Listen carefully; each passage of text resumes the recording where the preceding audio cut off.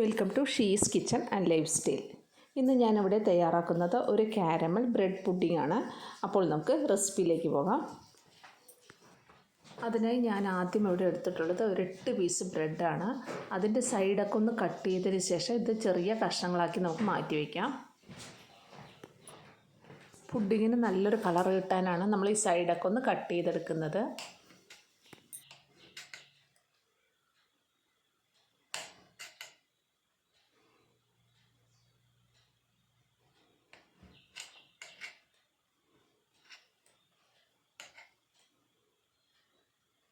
ഇനി നമുക്ക് ഷുഗർ ഒന്ന് കാരമലൈസ് ചെയ്തെടുക്കാം.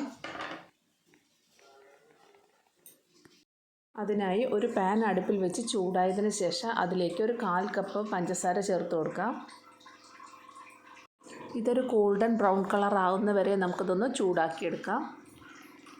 ഇപ്പോൾ പഞ്ചസാരയൊക്കെ നന്നായി മെൽട്ടായി വരുന്നുണ്ട്.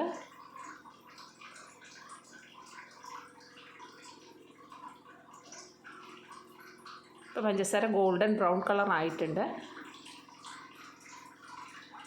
ഇനി ഇതിലേക്ക് ഒരു 1/4 കപ്പ് വെള്ളം കൂടെ ചേർത്ത് കൊടുക്കാം.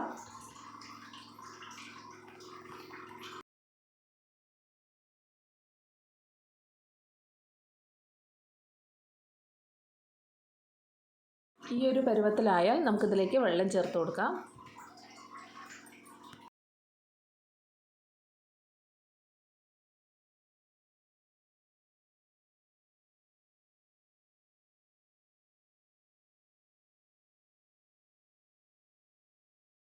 ഇനി നമുക്ക് പുഡിങ്ങിന് ആവശ്യമായ പാലൊന്ന് തിളപ്പിച്ചെടുക്കാം. അതിനായി 1/2 കപ്പ് പാലാണ് എടുത്തിട്ടുള്ളത്. അത് നന്നായി ഒന്ന് തിളച്ചതിന് ശേഷം നമുക്കിത് മാറ്റി വയ്ക്കാം. പാല് നല്ലതുപോലെ തിളച്ച് വന്നിട്ടുണ്ട്. ഈ തിളച്ച പാല് നമ്മൾ പീസുകളാക്കി മാറ്റി വെച്ചിരിക്കുന്ന ബ്രെഡിലേക്ക് ഒഴിച്ചു കൊടുക്കാം.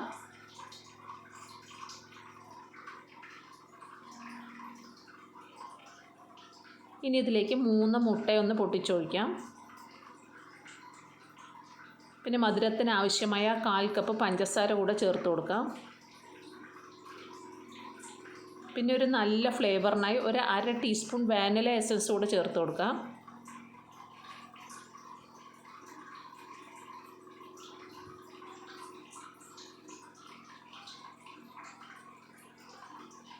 പിന്നെ ഞാനിവിടെ ഒരു ടീസ്പൂണോളം കണ്ടൻസ്ഡ് മിൽക്ക് കൂടെ ചേർത്ത് കൊടുക്കുന്നുണ്ട്.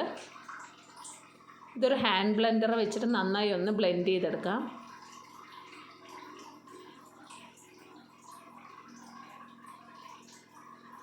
ഇതിൽ തരികളൊന്നും ഇല്ലാതിരിക്കാനേ നമുക്കിതൊന്ന് അരിപ്പയിലിട്ട് ഒന്ന് അരിച്ചെടുക്കാം. കാരമൽ സിറപ്പ് പുഡിംഗ് ട്രേയിലേക്ക് ഒഴിച്ച് മാറ്റി വെച്ചിട്ടുണ്ട്. ഇനി അതിലേക്ക് നമ്മൾ അരിച്ച് മാറ്റി വെച്ചിരിക്കുന്ന പുഡിങ്ങിൻ്റെ ബാറ്റർ അതിലേക്ക് ഒഴിച്ചു കൊടുക്കാം.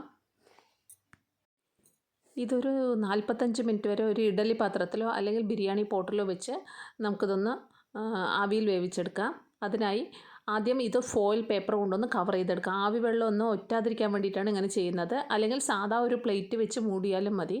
ഒരു 45 മിനിറ്റ് വരെ ലോ ഫ്ലെയിമിൽ വെച്ച് വേണം ഇതൊന്ന് ആവിയിൽ വേവിച്ചെടുക്കാൻ. ഞാനിവിടെ ബിരിയാണി പോട്ടിലാണ് തയ്യാറാക്കുന്നത്. അതിലേക്ക് കുറച്ച് വെള്ളം ഒഴിച്ചതിന് ശേഷം ഒരു റിങ് ഇറക്കി വയ്ക്കുക. ഇതിലേക്ക് പുഡിങ്ങിൻ്റെ ട്രേ വെച്ച് ഒരു 45 മിനിറ്റ് വരെ ലോ ഫ്ലെയിമിൽ നമുക്കിതൊന്ന് വേവിച്ചെടുക്കാം. ഇപ്പോൾ ഇത് 45 മിനിറ്റ് കഴിഞ്ഞിട്ടുണ്ട്.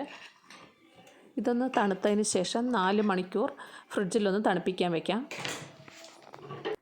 ഇനി നമുക്കിതൊരു പ്ലേറ്റിലേക്ക് മാറ്റാം.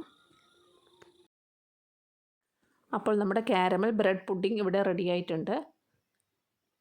നല്ലൊരു ടെക്സ്ചറിൽ തന്നെയാണ് കിട്ടിയിട്ടുള്ളത്. ഇതെല്ലാവരും ഒന്ന് ട്രൈ ചെയ്ത് നോക്കും. നല്ല ടേസ്റ്റും അതുപോലെ തന്നെ എളുപ്പവും തയ്യാറാക്കാൻ പറ്റുന്ന ഒരു റെസിപ്പി കൂടിയാണിത്. എല്ലാവരും ട്രൈ ചെയ്ത് നോക്കി അവർ ഫീഡ്ബാക്ക് ഒന്ന് അറിയിക്കുക.